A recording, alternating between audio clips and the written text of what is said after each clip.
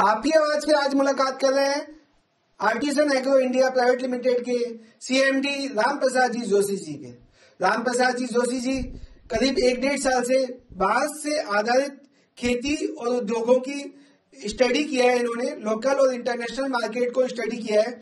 बहुत सारी कंट्रीज को इन्होंने विजिट करके वहां पे बांस के आधारित उद्योग कैसे पनप रहा है और कैसे हजारों लाखों लोग रोजगार उससे पा रहे हैं, कौन कौन से प्रोडक्ट बनाए जा सकते हैं। करीब जोशी जी का कहना है करीब 2500 प्रोडक्ट बांस से बनाए जा सकते हैं और हजारों लाखों युवाओं को रोजगार दे सकते हैं और उनको स्वरोजगार मिशन के तहत उनको रोजगार दिया जा सकता है। मोदी जी का जो स्वरोजगार मिशन है लोकल और लोकल का, उसमें रोजगार दिया जा सकता है। रामप्रसाद जी जोशी जी से जानेंगे कि बांस की कौन कौन सी किस्में होती है और बांस की बात करेंगे, कौन सी जमीन और कौन सी जलवायु के साथ बांस लगाया जा सकता है। जोशी जी आपका स्वागत है आपकी आवाज पे। मैं चाहूंगा हमारे व्यूअर्स को आप बांस की एक बेसिक इंट्रोडक्शन कराइए और बांस कब और कैसे और कौन सी जमीन पे लगाया जा सकता है, ये अपने विचार हमारे व्यूअर्स के साथ शेयर कीजिए। जी धन्यवाद। जी सर, मैं सबसे पहले आपसे ये जानना चाहूंगा कि बांस क्या प्रजाति है और क्या मतलब क्या है, बांस के बारे में थोड़ा आप इंट्रोड्यूस कीजिए। देखिए, बांस की अगर देखा जाए तो हिंदुस्तान के अंदर वैसे 136 प्रजातियां हैं और अगर पूरे इंडिया की पूरे वर्ल्ड की बात करें तो करीब 1500 प्रजाति बांस की होती है।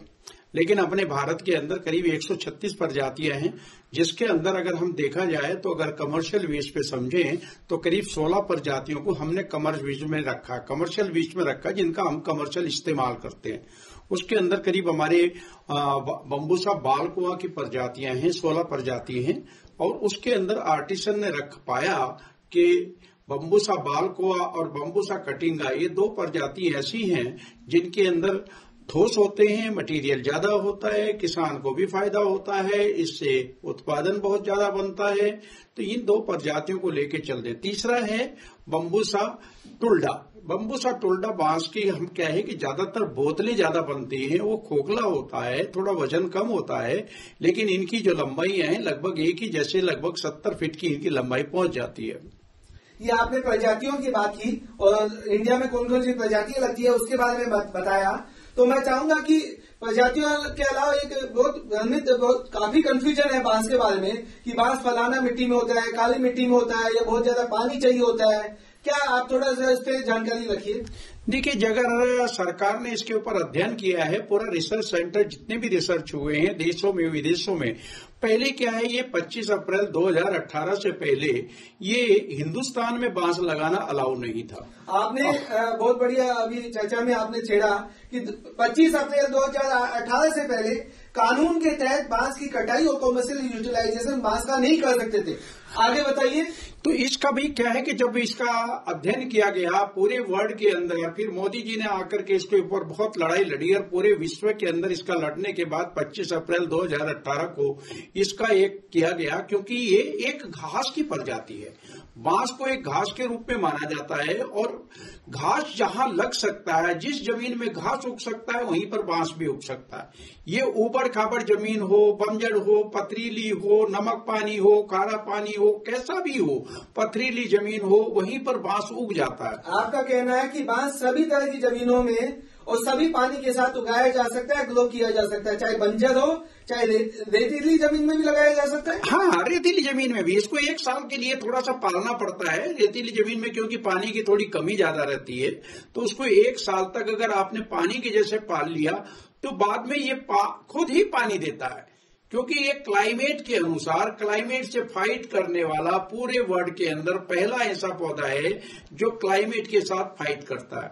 और ये पानी जमीन से न लेके अपने ऊपर पत्तों से पानी, क्लाइमेट से पानी लेके अपनी जड़ों में डालता है। मैं जानना चाहूंगा जोशी जी कि बांस एनवायरमेंट को, राजस्थान में जो पानी का लेवल बहुत नीचे चला गया और लगभग इसको डेजर्ट ही है, तो उसमें आप क्या कहना चाहेंगे? आपका कहना है कि वाटर लेवल भी बढ़ जाता है, तो इस पे प्रकाश डालिए। अगर हम बात करें बांस के क्लाइमेट की, पूरे वर्ल्ड में, जैसे मैंने पहले भी कहा था आपने इसमें, कि पूरे वर्ल्ड में क्लाइमेट को फाइट करने वाला अगर कोई पौधा है तो वो बांस है। बांस पूरा क्लाइमेट को फाइट करने वाला है। इसका वाटर लेवल जमीन में जहां पर हमारा बिल्कुल जैसे डेजर्ट एरिया है, जैसे राजस्थान का अगर रेगिस्तानी एरिया है, जैसे अभी देखा जाए तो राजस्थान में करीब 310 तहसीलें बिल्कुल एकदम ड्राई जोन में हैं। अगर हम बांस को लगाते हैं तो उस इलाके का पानी ऊपर आ जाएगा। अच्छा, पानी ऊपर आ जाएगा। पानी का वाटर लेवल ऑटोमेटिकली ऊपर आ जाएगा, ये गारंटी है। और जिस इलाके के अंदर ये बांस लगेगा उसका पूरा क्लाइमेट ही बदल जाएगा। क्लाइमेट चेंजर है बांस। बांस का मतलब है क्लाइमेट चेंजर पूरे वर्ल्ड में। ये फसल को उपजाऊ, जमीन जो बंजर होती है उसको उपजाऊ बनाता है। अगर पूरे बंजर जमीन पड़ी है, कुछ भी नहीं होता है, बांस आपने लगा दिया तो कुछ दिनों के बाद आप देखेंगे कि वो जमीन ऑटोमेटिकली उपजाऊ हो जाती है, वो जमीन मुलायम हो जाती है, वहां पर पानी का स्तर ऊपर आ जाएगा।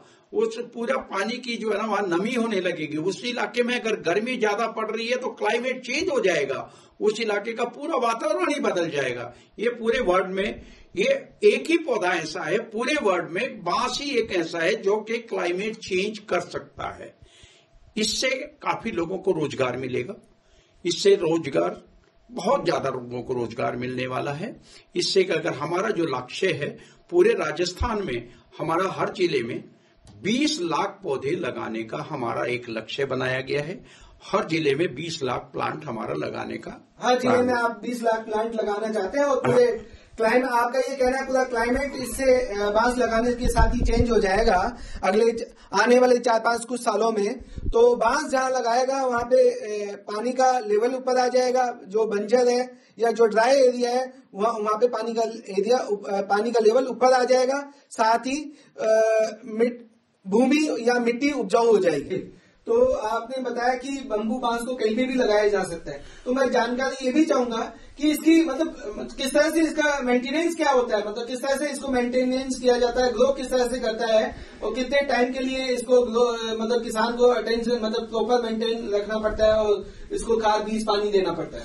ठीक है, बांस लगाने के बाद पहले जब हम लगाते हैं तो इसके लिए कोई स्पेशल कोई फर्टिलाइजर की जरूरत नहीं पड़ती है।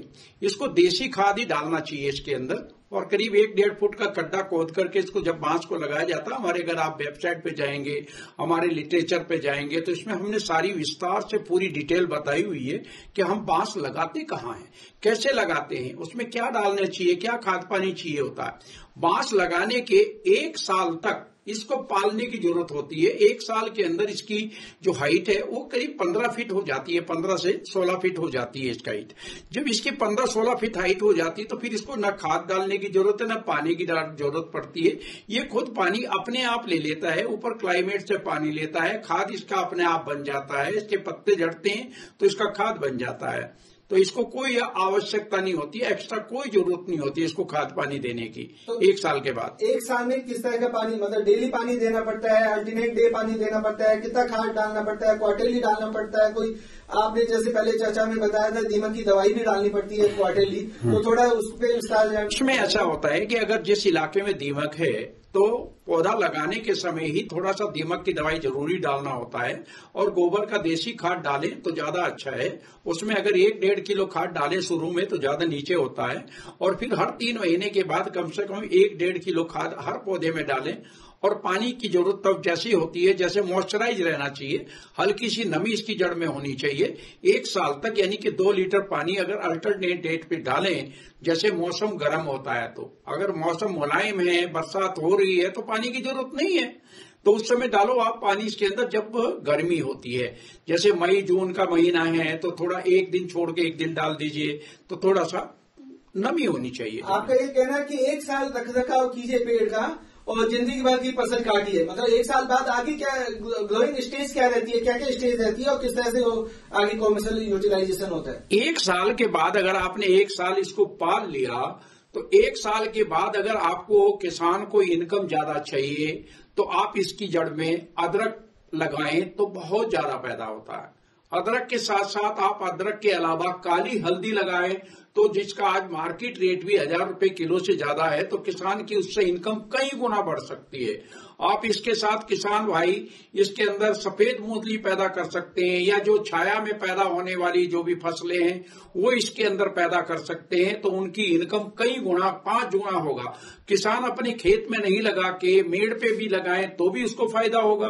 किसान को सब सब्सिडी मिलती है सरकार की तरफ से, लेकिन अभी कहीं कहीं किसी राज्य में सब्सिडी मिलती है, किसी में नहीं मिलती है, उस किसान के ऊपर भी निर्भर करता है।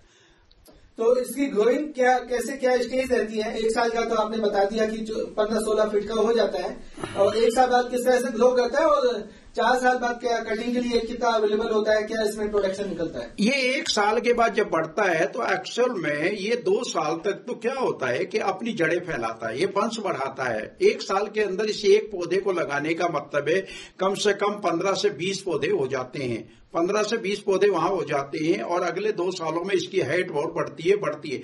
3 साल के बाद फिर इसकी ग्रोइंग ज्यादा फुटती है, बहुत तेजी से बढ़ता है। तो 4 साल बाद, क्योंकि जो पौधे की उम्र 4 साल हो जाती है, तो वो कटिंग के लिए होता है। यानी कटिंग का मतलब होता है कि कम से कम उसका डायामीटर 5 इंच के करीब होना चाहिए, 5 से 6 इंच होगा, ओल्ड होगा, 4 साल ओल्ड होगा तो वो काट देते हैं। फिर दूसरे अगले साल फिर तो अगले कटेंगे, यानी कि हर साल कम से कम एक पौधे से आपको 10 पोल मिलते हैं। 10 पोल का मतलब है अगर एक किसान भाई 500 बांस पेड़ लगाता है तो 4 साल बाद 5000 सालाना वो काट सकता है। 5000 पोल हर साल कटेंगे, और एक पोल की कीमत अगर आप 150 से 200 रुपए भी लगाते हैं तो वो 7.5 लाख से 10 लाख के बीच उसकी इनकम होती है। 7.5 से 10 लाख किसान भाई से इनकम हो जाएगी, कमा सकते हैं, आपका ये कहना है? हाँ, 500 बांस लगाने के बाद 500 बांस पे हर साल 4 साल बाद उसको 4 साल बाद 7.5 लाख से 10 लाख के बीच आराम से मिल सकता है। वो 4 साल बाद हर साल और कितने साल तक मिलता है? ये 4 साल के बाद जो है ना करीब 100 साल बांस की लाइफ होती है, तो और 100 साल तक ये बांस की लाइफ ले सकता है, उसकी फसल ले सकता है, उसमें कोई एक्स्ट्रा कोई काम करने की जरूरत नहीं है, कोई खाद पानी डालने की जरूरत नहीं है। मैं कहना चाहूंगा किसान भाइयों को, देखिए आप उपज की बात करते हैं, आप खेती की बात करते हैं, ये एक ऐसा पेड़ है, जंगली पेड़ बताया आपने, जंगली पेड़, इसमें कोई रोग लगता है ना कीटाणु लगता है। 1 साल इसको आपने मेंटेन कर दिया तो 1 साल बाद 1 साल खाद भी अच्छा पानी दे दिया, उसमें खाद की व्यवस्था कर दी, तो उसको होल लाइफ कोई मेंटेनेंस की जरूरत नहीं रहेगी, किसी तरह की रखरखाव खाद बीज पानी की जरूरत नहीं रहेगी, और अपना ऑटोमेटिक एटमोस्फेयर से वो सारी चीजें मेंटेन करते हुए लेता रहेगा। 1 साल बाद 2 और 3 4 साल बाद इसको अगर काटते हैं, 4 साल बाद कटिंग अवेलेबल हो जाती है, और एक पेड़ से आपका कहना है कि 25 से 50 फुटान निकल जाती है 4 साल बाद, आराम से वो ग्रो होती रहती है। हाँ। और हर एक पेड़ में 40 से 50 फुटान निकलने के बाद हर एक पेड़ को 4 साल बाद 10 पेड़ अवेलेबल हो जाते हैं। 10 पेड़ हर साल जो है 10 पेड़ कटेंगे, हर साल 10 पेड़ काटते रहेंगे, एक पेड़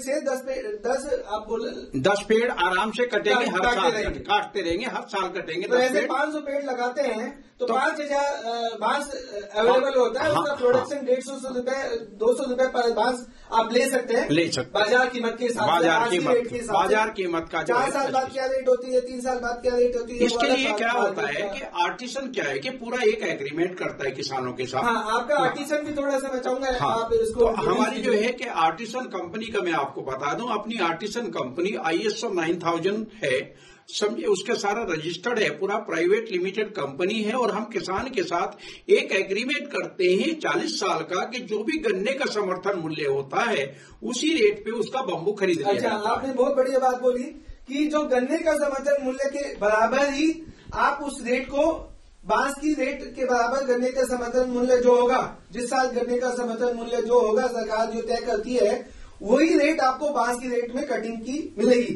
राइट सर? हाँ, उसको पूरा रेट मिलेगा। और साथ साथ हम क्या करते हैं किसान भाइयों के लिए पूरे एक व्यवस्था, जब कंपनी का जो कोई भी हम अगर बांस खरीदते हैं तो उसका कोई ना कोई प्रोडक्ट बनाते हैं, उसके प्रोडक्ट बनेगा, जो भी प्रोडक्ट बनता है तो किसान भाई उस प्रोडक्ट के अंदर में भी हिस्सेदार रहता है, क्योंकि उस प्रोडक्ट से इनकम आएगी, कमाई होगी। हाँ। और कमाई होगी तो इसका मतलब है कि किसान ने उसको बांस को उगाया है, हमने उसका प्रोडक्ट बनाया है, तो हिस्से में वो भी भागीदार अच्छा होता है। मतलब तो प्रोडक्शन पे भी आप कमाई कर रहे हैं और खरीदने के बाद तो खरीद का तो अमाउंट दे रहे हैं, साथ में जो प्रोडक्शन होगा, आपकी आर्टिसन इंडिया करके जो कंपनी है, प्रोडक्शन पे भी किसान जो उस बांस से जो प्रोडक्ट बनेंगे आप ये कहना चाह रहे हैं? बिल्कुल। उस प्रोडक्ट पे कितना % किसान उसका ऐसा होता है कि जितना भी हमने किसान से बांस खरीदा है उसका जो प्रोडक्ट बनेगा और उससे जितना भी कंपनी को मुनाफा होगा, मुनाफे में से 20% किसान भाई के पास जाएगा।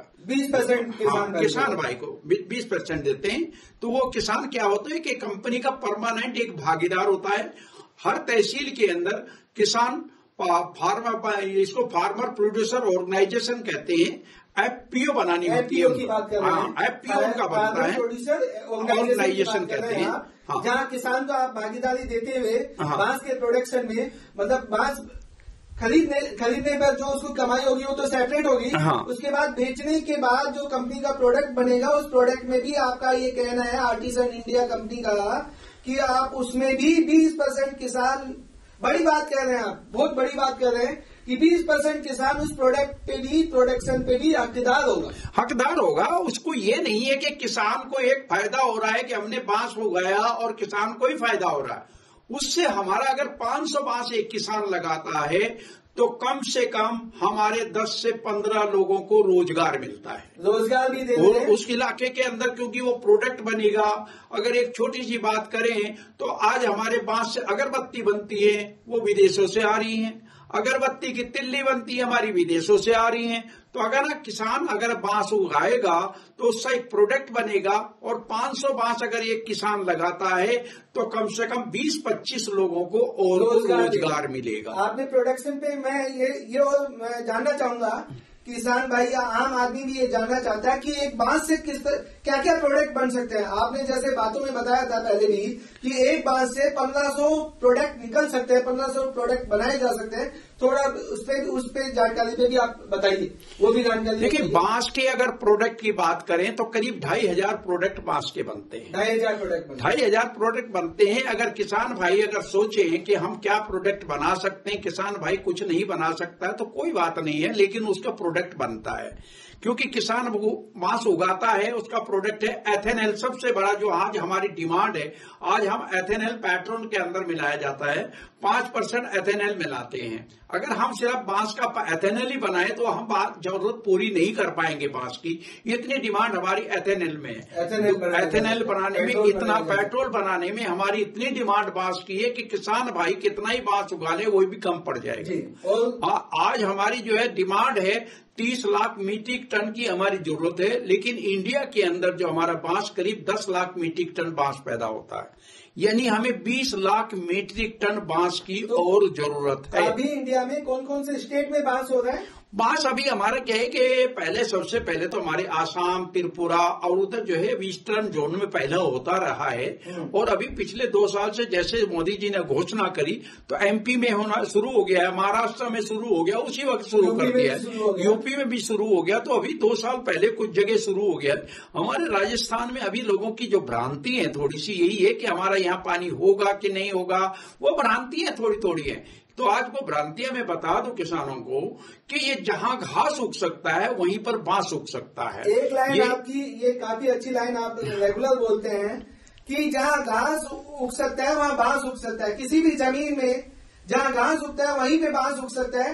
तो ये मतलब किसी भी जमीन को ना तो जमीन की टेस्टिंग, ना मिट्टी की टेस्टिंग करानी पड़ेगी किसान भाइयों को, ना पानी की टेस्टिंग करानी है। अगर आपके यहाँ पे अगर घास उगता है तो बांस उग सकता है। जी हाँ, बताइए। ये नमकीन पानी हो, खारा पानी जिसको कहते हैं हम लोग, मीठा कहते हैं ना किसान भाई कि खारे पानी में होगा कि नहीं होगा, बिल्कुल खारा पानी है, समुद्र तल है, कोई बात नहीं है। लेकिन अगर घास हो रहा है, कोई लकड़ी पैदा हो रहा है, कीकर बबूल पैदा हो रहा है, कुछ भी हो रहा है तो वहां बांस लगेगा। क्योंकि बांस की एक प्रजाति आपको बता दें कि इसकी जड़ें जमीन में नहीं जाती। जैसे घास की जड़ें ऊपर ऊपर रहती है, इसके मकड़ी के जाल के जैसे फैलती हैं, और ये बांस ऊपर ही रहता है, अपने क्लाइमेट से पानी लेता है, ये जमीन से नीचे से इसको पानी की जरूरत नहीं होती, तो इसलिए नीचे खारा हो या मीठा हो उससे इसको कोई फर्क नहीं पड़ता। वो बात बीच में ही रह गई थी। प्रोडक्ट क्या क्या बनते हैं, कौन कौन सी इंडस्ट्रीज में काम आता है, थोड़ा ये विस्तार से वो मैं बताता हूँ कि इसके प्रोडक्ट जो है, सबसे बड़ी बात है कि इसका जो है जो वुडन फ्लोरिंग अगर आप देख रहे हैं, प्लाईवुड जो देख रहे हैं, घरों में बड़े बड़े घरों में नीचे जमीन पे जो है टाइल के बजाय आज की डेट में विदेशों में वुडन फ्लोरिंग लगता है, लकड़ी, हाँ वुडन फ्लोरिंग होता है जिसको हम, ये बांस से ही बनता है, ये बांस से बनता है। तो ये जितने नीचे का मोटा तना होता है तो खास करके वो उसकी ये इससे वुडन फ्लोरिंग बनता है, इससे प्लाईवुड बनते हैं। प्लाईवुड के साथ साथ इसकी जो है ना चटाइयां बनती हैं, इसकी पर्दे बनते हैं, तिल्ली बनती है। जो माची अगर देखा जाए तो अगरबत्ती की तिल्ली की सबसे ज्यादा डिमांड हमारे अगर देखा जाए तो ये बनती है। पतंग की तिल्ली इससे बनती, कार्टन इससे बनते हैं। तो एथेनॉल बनता है, बायोमास बनता है, इसके डीजल बनता है। अगर आप देखा जाए तो इसका जीरो वेस्ट है, बांस का कोई भी चीज सड़ता नहीं है, वेस्ट नहीं है। जैसे हाँ कोई भी इसका अगर देखा जाए तो पत्तों की चाय बनती है, 1200 रुपए किलो है। पत्तों की चाय 1200 रुपए किलो है। अगर पत्ते को सुखा के पीस के पाउडर बनाते हैं तो 60,000 रुपए किलो है। इसकी जड़ों में कोंपले पैदा होती हैं, उसका अचार मुरब्बा बनाया जाता है तो 800 रुपए किलो है। मुरब्बा भी बनता है, इसका मुरब्बा बनता है, इससे अचार बनता है, इसकी सब्जियां बनती हैं, इसको सौंठ बनता है। तो इससे आयुर्वेदिक करीब 70 प्रकार की आयुर्वेदिक दवाइयां इससे बनती हैं। दवाइयों भी काम में आती है। ये दवाइयों का मेडिसिन प्लांट है। बांस को अगर हम माने तो ये मेडिसिन प्लांट है। इसको कैंसर की दवाइयां, हार्ट अटैक की दवाइयां, मतलब विभिन्न प्रकार की शक्तिवर्धक दवाइयां, लंबाई बढ़ाने की दवाइयां, मतलब विभिन्न प्रकार की दवाइयां होती हैं। यानी कहते हैं कि जिस घर में बांस उसी घर में लक्ष्मी का वास होता है जी। ये इसकी बांस की परिभाषा है। जी जी, बहुत बढ़िया, बहुत अच्छी तरह आपने बताया। जिस घर में बांस उस घर में लक्ष्मी का निवास।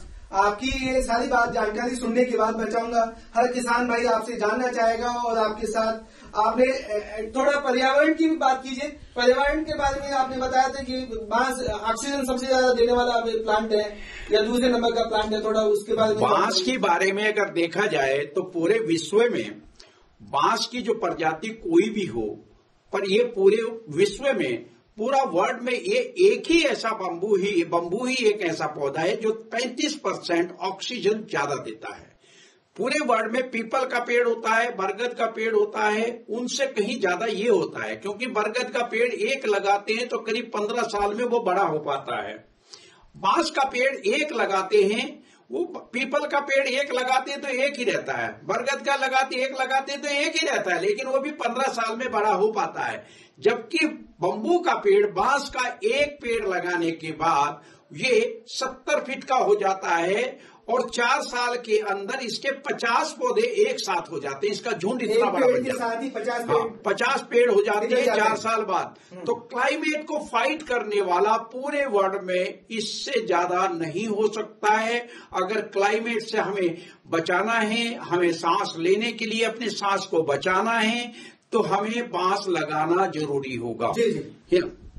राम प्रसाद जी जोशी जी ने काफी बहुमूल्य जानकारी हमारे व्यूअर्स के साथ शेयर की। मैं राम प्रसाद जी जोशी जी का हृदय से धन्यवाद करना चाहूंगा कि उन्होंने अपने एक 1.5 साल की कठोर मेहनत के साथ इस तरह का कंटेंट डेवलप किया और बांस से संबंधित जानकारी उन्होंने जुटाई, बल्कि नेशनली नहीं इंटरनेशनल मार्केट को भी स्टडी किया और बांस से आधारित उद्योगों की जानकारी उन्होंने जुटाई। और राम प्रसाद जी जोशी जी ने जो अपना अनुभव शेयर किया उसमें कुछ महत्वपूर्ण मेन बात है कि बांस की खेती से किसान हजारों लाखों रुपए कमा सकता है। एक बार लगाने के बाद 40-50 साल तक इसको काट सकता है। बांस किसी भी जमीन पर, चाहे पथरीली हो चाहे बंजर हो, कम पानी की जमीन पर लगाया जा सकता है। जोशी जी का कहना है, विशेष तौर से जोशी जी का ये लाइन जोशी जी ने कहा है कि जहां घास वहां बांस, अर्थात जहां घास उगाई जा सकती है वहां बांस उग सकता है और ग्रो कर सकता है। जोशी जी आपका बहुत बहुत धन्यवाद, और आपसे आगे भी बांस से आधारित उद्योगों की और बांस से संबंधित खेती की जानकारी आपसे लेते रहेंगे और हमारे व्यूवर्स को शेयर करते रहेंगे। और मैं हमारे व्यूवर्स को कहूंगा इस वीडियो को ज्यादा से ज्यादा शेयर करके ज्यादा से ज्यादा लोगों तक पहुंचाएं, जिससे ज्यादा से ज्यादा लोग बांस से आधारित उद्योग लगाएं, खेती करें और भारत को संपन्न बनाएं और रोजगार को डेवलप करें। धन्यवाद।